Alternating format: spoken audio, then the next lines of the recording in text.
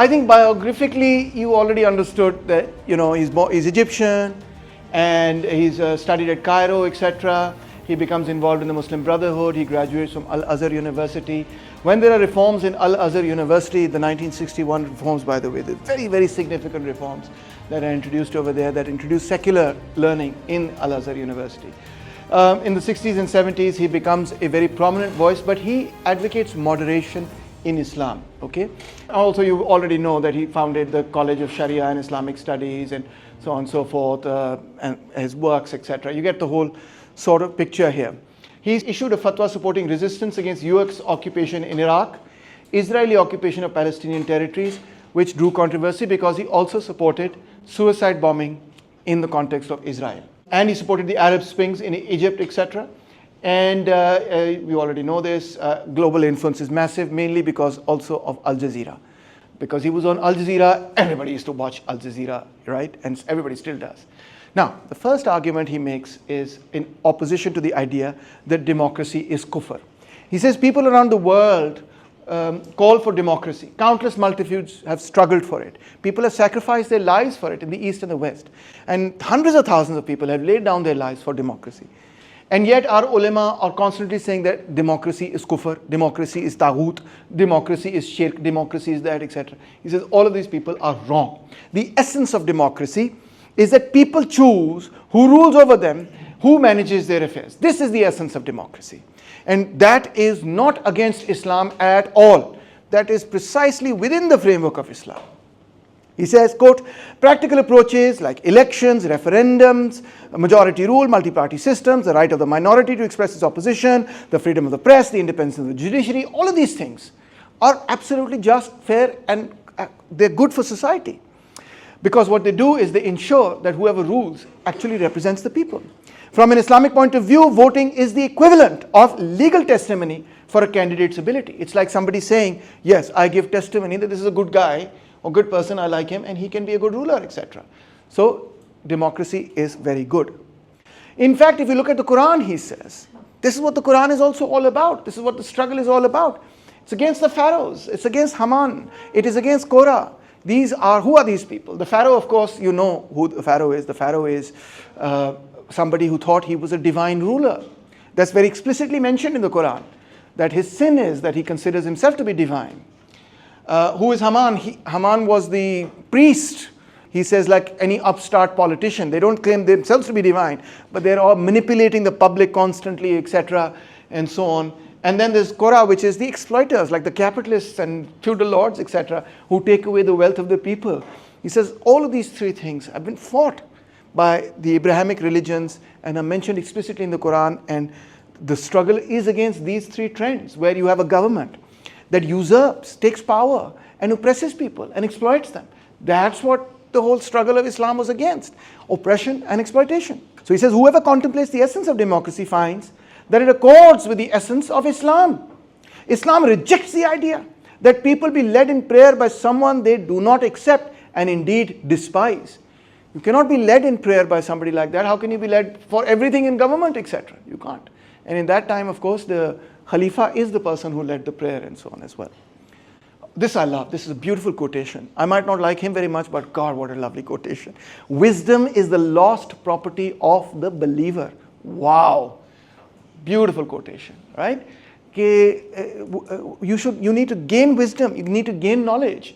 It's the lost property of the believer means that if you are a Muslim, you are a believer, then you must consider that wisdom is something you lost and now you need to go and find it.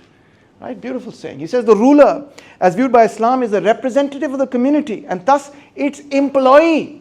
He's not just sitting on top. He is the employee of the people. Wow. Democracy is the best guarantee for protecting people from tyrants.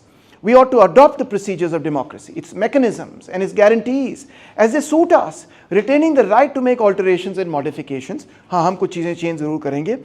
But we are not to adopt its underlying philosophy. Okay, we don't want its philosophy, which can turn the forbidden, which is haram, into the permissible, halal, and vice versa, or invalidate things made obligatory by religion. So we are going to stay within the framework of religion. We're not going to make what is haram into halal, and what is halal into haram, etc. So leaving that aside, everything else, democracy, absolutely.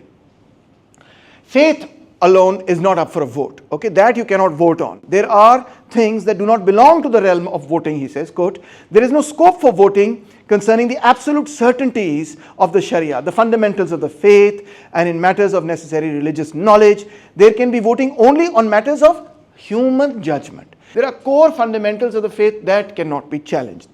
The statement that preference should be given to what is correct even if it has no support, and what is wrong should be rejected even though 99% of the voters support it, holds only for matters definitely settled by the sacred law, so that there is no scope for disputation or disagreement in them, but such matters are very few. Yani the argument given by my opponents or the opponents of democracy, that if one person is right, we should accept that argument and forget about the 99%, is only true for very few things, those things on which there is universal agreement amongst Muslims. And you know that there are lots and lots of disagreements amongst Muslims. So there are very few things on which you can say, okay, you can't vote on this, etc. This is a given. Okay? But all other affairs, in everything else, democracy, he says, is recommended for Muslims. Now, we have this argument, which of course you can find in Maulana Maududi, you find in Sayyid Qutb, you find in so many others that you read, the reason why democracy is considered kufr is because it challenges, na'uzubillah, God's sovereignty. Even in Pakistan, the big constitutional debate with the objective resolution and then the 1956 constitution was that the religious parties, and in particular the Jamaat-e-Islami, was arguing that the constitution ought to read that sovereignty belongs to God. That's the first thing.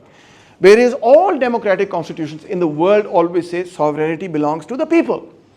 Now Pakistani constitution has a compromise, which is sovereignty belongs to God but is held by the people as a sacred trust. That's what the wording of our constitution says.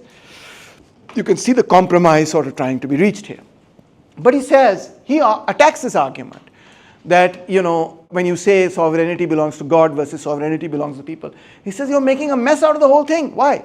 The assertion that democracy signifies the rule of the people by the people, and that this entails a rejection of the principle that sovereignty belongs to God, is not an acceptable view. This is absurd, he says. Why? For the principle of popular rule, which is the foundation of democracy, stands in opposition not to God's rule, which is the basis of Islamic law, but rather to the rule of the individual, which is the basis of dictatorship. When you say sovereignty belongs to the people, you are not saying it does not belong to God. What are you opposing it to? You're opposing it to the idea that it belongs to a king. You're opposing it to the idea that it belongs to a dictator. You're opposing it to the idea that there's some divine right or whatever. No. He says that's what you're opposing it to. You're opposing it to the people who usurp power. So it's a political statement. It's not about, when you say sovereignty belongs to the people, it's about who should rule. It's not about who rules the universe. It's about who should govern the affairs of the state. Okay?